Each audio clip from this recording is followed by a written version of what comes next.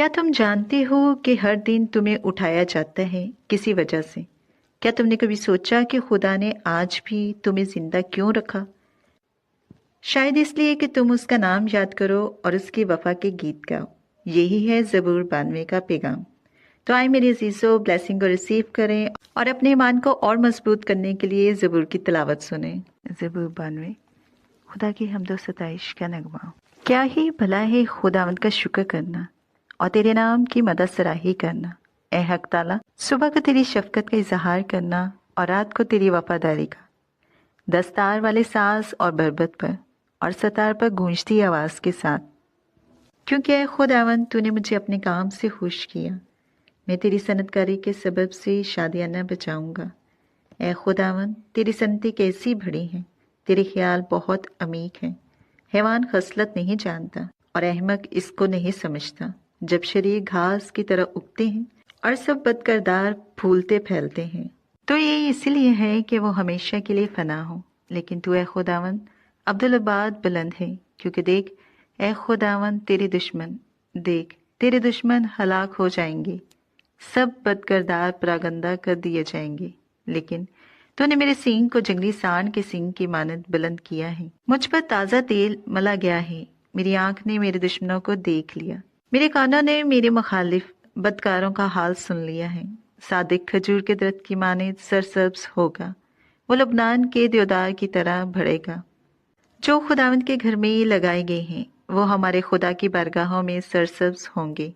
वो बुढ़ापे में भी बरोमंद होंगे। वो तरोताज़ा और सरसब्ज रहेंगे, ताकि वाजिया करें कि खुदावंद रास्त वो ही मेरी चट्टान है और उसमें नाराज़गी नहीं। आमीन।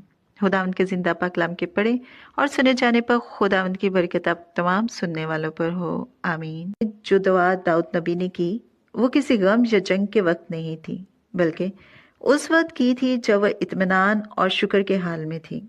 ये दुआ राहत और अमन के दिनों में लिखी गई, जब दाऊद नबी अपने दुश्मनों पर खुदा की फतह देख चुके और उन्होंने महसूस किया कि हर कामयाबी, हर सांस बस खुदा की रहमत और वफादारी की निशानी है। दाऊद नबी कहते हैं कि खुदा के काम अजीम और शानदार हैं, और जो उस पर भरोसा रखते हैं वह खजूर के दरख्त की तरह हमेशा हरा भरा रहता है।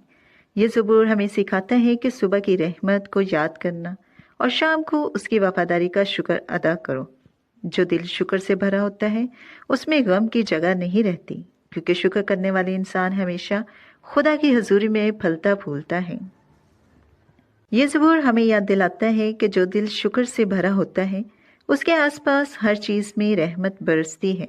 खुदा बाप उन लोगों को मजबूत रखते हैं जो सुबह उसका नाम याद करता है और शाम तक उसकी वफादारी में सुकून पाते हैं।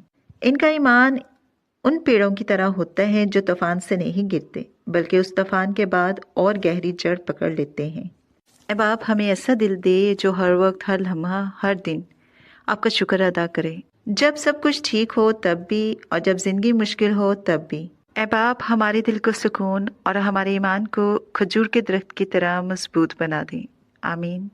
खुदा बाप आपको हर दिन नई ताकत दे। और कमेंट में लिखे, मैं हर हाल में खुदा का शुक्र अदा करता या करती हूँ। और इस वीडियो को उन तक शेयर करें जिन्हें याद दिलाना है कि हर सुबह एक नई रहमत होती है। आखिर में एक अच्छी बात, जिंदगी तब खूबसूरत लगती है जब हम शिकायत करना छोड़ देते हैं और शुक्र करना शुरू करते हैं। Thank you for listening. मिलते हैं नेक्स्ट वीडियो में नई उम्मीद, नई अच्छी बात और नए पैगाम के साथ। God bless you all.